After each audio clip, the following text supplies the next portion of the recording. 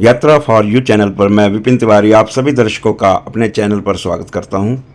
यात्राओं की इस श्रृंखला में आज मैं आपको पंजाब की एक खास ऐतिहासिक जगह की यात्रा पर लेकर चल रहा हूं, जो गवाह है ब्रिटिश शासकों और सैनिकों द्वारा क्रूरतम हत्याकांड का, जिसमें निर्दोष हिंदुस्तानियों का रक्त पानी की तरह बहा था।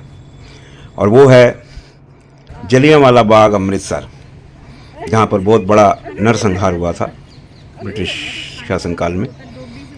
वीडियो शुरू करने से पहले आप सभी से निवेदन है कि यदि आप मेरे चैनल पर नए हैं तो कृपया मेरे चैनल को सब्सक्राइब करके बेल आइकन और ऑल नोटिफिकेशन पर क्लिक अवश्य कर दें। इससे मुझे मोटिवेशन मिलता है तथा मैं उत्साहित होता हूं ताकि मैं नई नई जगह की वीडियो आपके लिए लेकर आऊं। तो चलिए वीडियो आरंभ करते हैं। यात्रा जलियांवाला बाग, अमृतसर, पंजाब। जलियांवाला बाग अमृतसर में स्थित है और अमृतसर एक मुख्य शहर है पंजाब का, इसलिए वहाँ पहुँचने में किसी प्रकार की कोई समस्या नहीं है। यदि हम ट्रेन द्वारा जाते हैं तो निकटतम railway station Amritsar railway station है, जहाँ से 3.5 किलोमीटर की दूरी पर जलियांवाला बाग है। और यदि हम बस द्वारा आते हैं तो 2 किलोमीटर दूर है। और गुरु रामदास अंतर्राष्ट्रीय हवाई अड्डा अमृतसर, वहाँ से जलियांवाला बाग 14 किलोमीटर की दूरी पर है। और जलियांवाला बाग बिल्कुल गोल्डन टेम्पल के साथ ही पड़ता है, बिल्कुल उसके पास में है। जलियांवाला बाग भारत के पंजाब राज्य के अमृतसर में स्वर्ण मंदिर परिसर के पास ही स्थित है। ये एक ऐतिहासिक उद्यान और राष्ट्रीय महत्व का स्मारक है, जिसे 13 अप्रैल 1919 को बैसाखी के दिन हुए जलियांवाला बाग हत्याकांड में घायल और मारे गए लोगों की याद में संरक्षित किया गया है। 7 एकड़ की इस जगह पर एक संग्रहालय, गैलरी और कई स्मारक संरचनाएं हैं। इसका प्रबंधन जलियांवाला बाग राष्ट्रीय स्मारक ट्रस्ट द्वारा किया जाता है और 2019 और 2021 के बीच इसका जीर्णोद्धार किया गया था।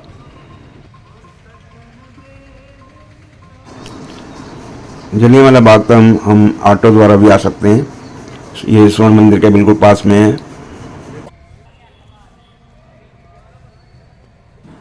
इस घटना के प्रतिघात स्वरूप सरदार उधम सिंह ने 13 मार्च 1940 को लंदन के कैक्सटन हॉल में इस घटना के समय British lieutenant governor Michael O'Dwyer को गोली चला के मार डाला।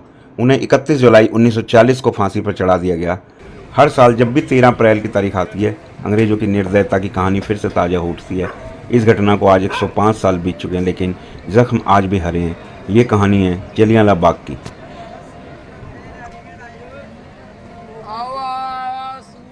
फुलकारी साड़ी रेडीमेड आओ।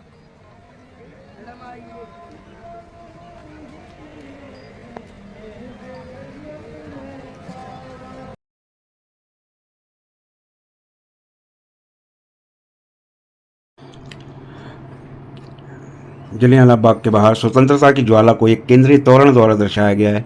ये बिल्कुल सफ़ेद रंग का है और इसका आकार ज्वाला जैसा है। और जो इस पार्क के अंदर शहीद हुए थे उनके चेहरे इसमें उकेरे गए हैं और नीचे उन सबके नाम भी लिखे हुए हैं। ये जलियांवाला बाग का प्रवेश द्वार है। ये बहुत ही संकरा रास्ता है, एकमात्र यही एक रास्ता है अंदर जाने का। वही रास्ता है ये जो नरसंहार के समय एकमात्र प्रवेश और निकास बिंदु था, और वही रास्ता था जिससे जनरल डायर और उसके सैनिक मैदान तक पहुंचने के लिए गए थे। प्रवेश द्वार पर उधम सिंह की एक मूर्ति भी है। एक बार अंदर जाने पर बगीचे में कुछ पुराने पेड़ और पीछे कुछ इमारतें दिखाई देती हैं।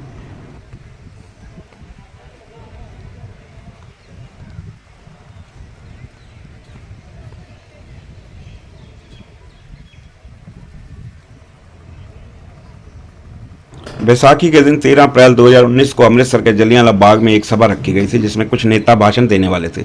शहर में कर्फ्यू लगा हुआ था, फिर भी इसमें सैकड़ों लोग ऐसे भी थे जो बैसाखी के मौके पर अपने परिवार के साथ मेला देखने और शहर घूमने के लिए आए थे और उन सभा की खबर सुनकर वहाँ पहुँचे थे। जब नेता बाग में पड़ी रोड़ियों के ढेर पर खड़े होकर भाषण दे रहे थे, तभी brigadier general Reginald Dyer 90 British सैनिकों को लेकर वहाँ पहुँच गया। उन सबके हाथों में भरी हुई राइफलें थी। नेताओं ने सैनिकों को देखा तो उन्होंने वहां मौजूद लोगों को शांत बैठे रहने के लिए कहा। सैनिकों ने बाग को घेर कर बिना कोई चेतावनी दिए निहत्थे लोगों पर गोलियां चलानी शुरू कर दी। 10 मिनट में कुल 1650 राउंड गोलियां चलाई गईं। जलियांवाला बाग उस समय मकानों के पीछे पड़ा एक खाली मैदान था। वहाँ तक जाने और बाहर निकलने का केवल एक संकरा सा रास्ता था और चारों ओर मकान थे। भागने का कोई रास्ता नहीं था। कुछ लोग जान बचाने के लिए मैदान में मौजूद एकमात्र कुएं में कूद गए, पर देखते ही देखते कुआं भी लाशों से पट गया।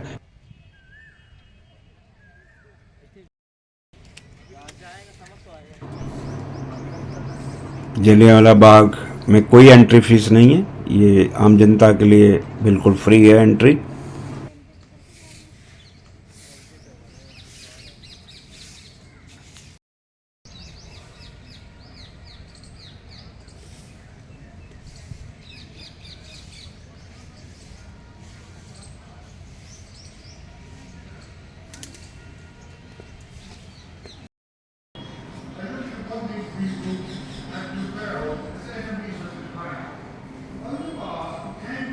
Yes, I had made up my mind. It was only wondering when the actual time came, would I fire or not?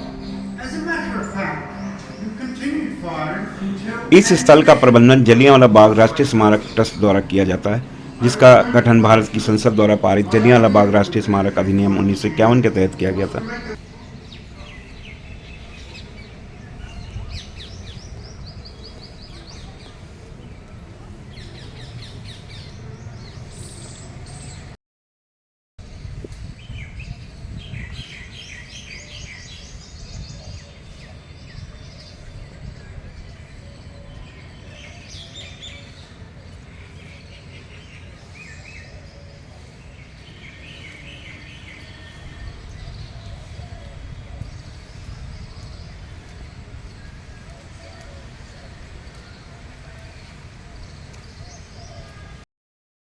मत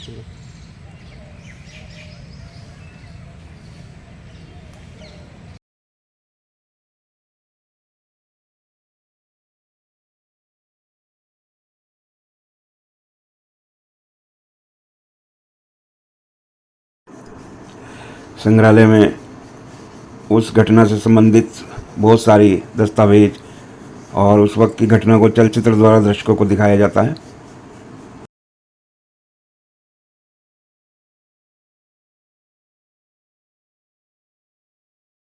ये वो कुआं है जिसको शहीद कुआं के रूप में जाना जाता है, जो एक बड़ी संरचना है जिस पर एक चिन्ह है जो कुएं से निकाले गए शवों की संख्या के रूप में 120 का आंकड़ा देता है।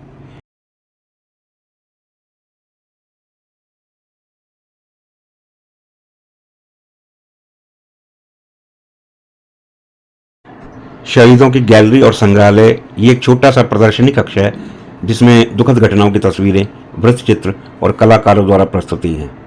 आपको गैलरी में कुछ संरक्षित यादगार चीजें भी मिलेंगी जो नरसंहार के बाद इकट्ठी की गई थी। लाइट एंड साउंड शो में शाम को आप जलियांवाला बाग में लाइट एंड साउंड शो के लिए सीट ले सकते हैं। ये ऊधम सिंह के दृष्टिकोण से सुनाया गया 1 घंटे का ज्ञानवर्धक कार्यक्रम है। ये गर्मियों में हर दिन शाम 7 बजे और सर्दियों के दौरान 5 बजे शुरू होता है।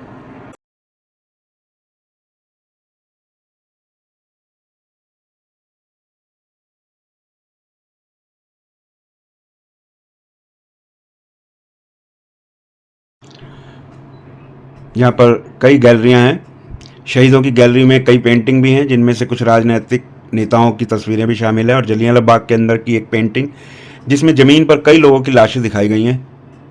गोरखाओं की पेंटिंग के अलावा बाद में पेंटिंग बनाई गई थी। मारे गए लोगों के नाम शामिल नहीं हैं।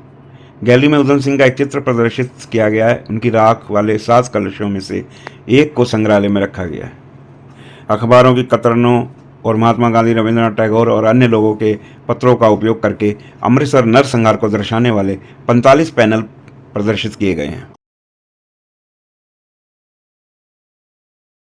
वंदे मातरम शब्दों के साथ एक गुंबददार ध्यान क्षेत्र के नीचे दाईं ओर अमर ज्योति अनंत ज्वाला नामक एक लो जलती हुई दिखाई देती है।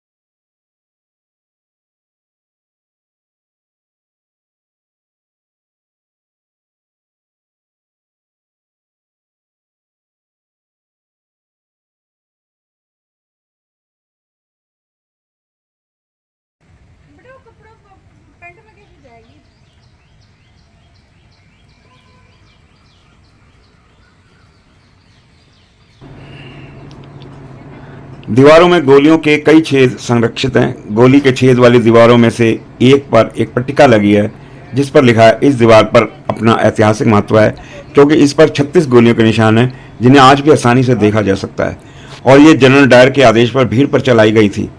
इसके अलावा डायर द्वारा गोलियां चलाने से पहले तितर बितर होने की कोई चेतावनी नहीं दी गई थी। जो रॉलेट एक्ट के खिलाफ यहाँ एकत्रित हुए थे 1650 राउंड गोलियां चलाई गई थी। बगीचे के अंदर अन्य पट्टिकाएं भी देखी जा सकती हैं जिनमें से एक पर लिखा है यह स्थल उन हजारों भारतीय देशभक्तों के खून से सना हुआ है जो भारत को ब्रिटिश शासन से मुक्त कराने के लिए अहिंसक संघर्ष में शहीद हुए थे। ब्रिटिश सेना के जनरल डायर ने यहाँ निहत्थे लोगों पर गोलियां चलाई थी। इस प्रकार जलियांवाला बाग भारत की स्वतंत्रता के लिए अहिंसक और शांतिपूर्ण संघर्ष का एक चिरस्थायी प्रतीक है। ये दीवारें उसी वक्त की हैं जब ये नरसंहार हुआ था। बहुत पुरानी दीवार है और इसमें गोलियों के निशान साफ देखे जा सकते हैं, क्योंकि जो लोग दीवार कूदने की कोशिश कर रहे थे तो उन्होंने उनको गोलियों से भुना था। उन्हीं गोलियों के निशान इन दीवारों पर हैं जो आज भी संरक्षित की गई हैं।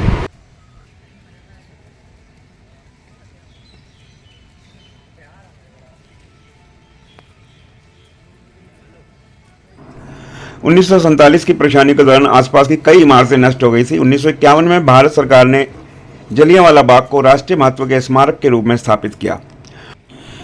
भारत के माननीय प्रधानमंत्री श्री नरेंद्र मोदी जी ने 2015 में मैदान का दौरा किया और राजनेता किरण रिजिजू ने 2016 में भारत पाकिस्तान सीमा यात्रा के हिस्से के रूप में दौरा किया।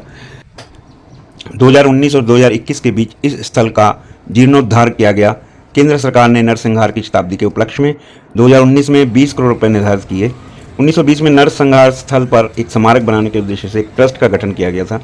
जीर्णोद्धार कार्य के लिए फरवरी 19 में स्मारक को जनता के लिए बंद कर दिया गया था और अगस्त 2021 में इसे फिर से खोल दिया गया। जीर्णोद्धार की विभिन्न इतिहासकारों, राजनेताओं और शहीदों के कुछ परिवारजनों ने आलोचना की। कई लोगों ने कहा कि जीर्णोद्धार अनुचित था और इसने नरसंहार की त्रासदी को मिटा दिया, जबकि ये कहना बिल्कुल सही नहीं है। उस नरसंहार की सब निशानियां अपनी जगह पर हैं और उन्हें अच्छे से संरक्षित किया गया है। इस जीर्णोद्धार से पार्क बहुत आकर्षक हो गया है और कई संग्रहालयों में उस वक्त के चित्र व अन्य निशानियां बहुत अच्छी तरह से प्रस्तुत की गई हैं।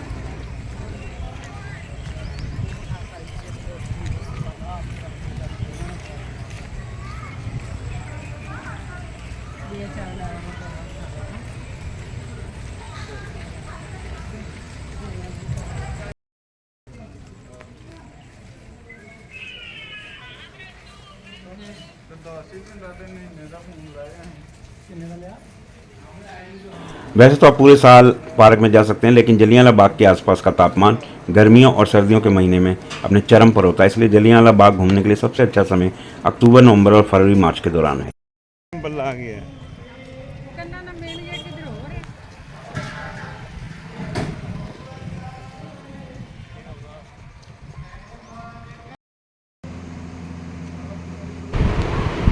अमृतसरी नान बहुत फेमस है, तो ये अमृतसरी नान का मज़ा लेते हुए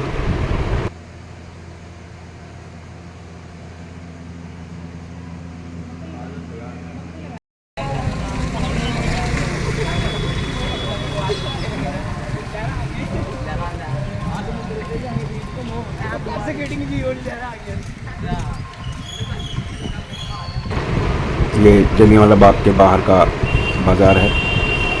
इधर राइट साइड पर गोल्डन टेम्पल है और यहाँ पर